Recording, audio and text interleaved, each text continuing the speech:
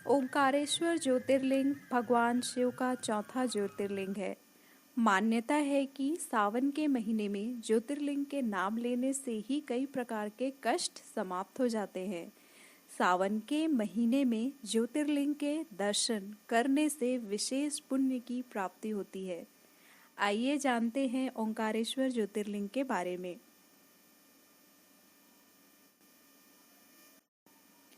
ओंकारेश्वर ज्योतिर्लिंग मध्य प्रदेश में स्थित है। जहाँ पर बाबा ओंकारेश्वर स्थित है, उसके समीप नर्मदा नदी बहती है। पहाड़ के चारों ओर नदी बहने से यहाँ ओम का आकार बनता है। कहा जाता है कि ओम शब्द की उत्पत्ति ब्रह्मा जी के मुख से हुई है।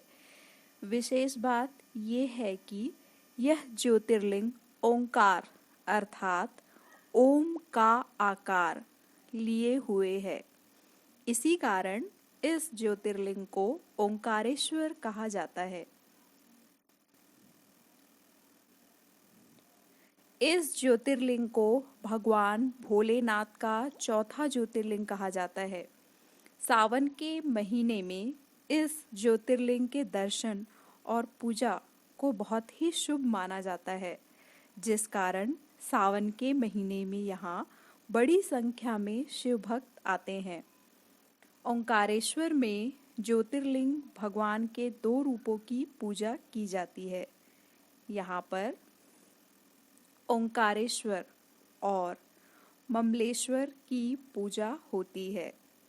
शिव पुराण में ओंकारेश्वर ज्योतिर्लिंग को परमेश्वर लिंग कहा गया है। पौराणिक कथा के अनुसार धनपति कुबेर भगवान के परम भक्त थे। कुबेर ने भगवान शिव को प्रसन्न करने के लिए कठोर तपस्या की। इसके लिए उन्होंने एक शिवलिंग भी स्थापित किया। भगवान शिव कुबेर की भक्ति से प्रसन्न हुए और कुबेर को देवताओं का धनपति बना दिया। भगवान शिव ने कुबेर के स्नान के लिए अपनी जटा के बाल से कावेरी नदी उत्पन्न की थी। यही नदी नर्मदा में मिलती है। यहाँ पर कावेरी ओंकार पर्वत का चक्कर लगाते हुए संगम पर वापस नर्मदा से मिलती है, जिसे नर्मदा और कावेरी का संगम कहा जाता है। चातुर्मास के समाप्त होने के बाद धनतेरस पर यहाँ विशेष पूजा की जाती है। एक कथा के अनुसार सूर्यवंशी राजा मानधाता ने भगवान शिव की कठोर तपस्या की। राजा की तपस्या से प्रसन्न होकर भगवान शिव ने वरदान मांगने के लिए कहा। इस पर राजा ने कहा कि प्रभु जन कल्याण के लिए इस स्थान को अपना लें, अर्थात वे इस स्थान को अपना निवास स्थान बना लें।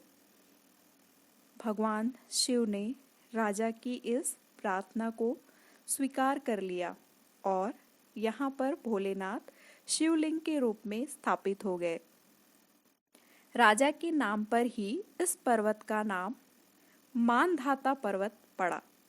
यह पर्वत सदैव जलमग्न रहता है। कहा जाता है कि माता नर्मदा ज्योतिर्लिंग ओंकारेश्वर का जल अभिषेक करती हैं। सबसे महत्वपूर्ण बात यह है कि इस ज्योतिर्लिंग का निर्माण किसी मनुष्य ने नहीं किया है, बल्कि यह एक प्राकृतिक शिवलिंग है। तो हमें उम्मीद है कि इस चौथे ज्योतिर्लिंग की जानकारी और इससे जुड़ी हुई पौराणिक कथा आपको जरूर पसंद आई होगी।